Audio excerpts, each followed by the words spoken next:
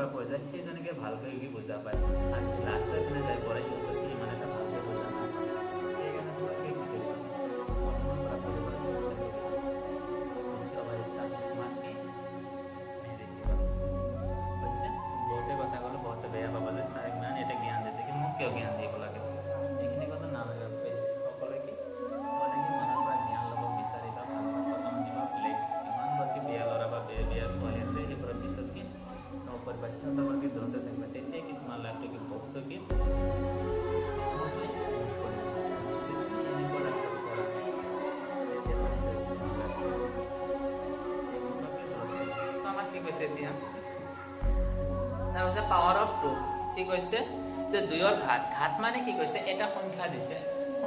আৰু সংখ্যাটো কৈছে 2ৰ ঘাত যে আমি কোনবোৰ সংখ্যাক আমি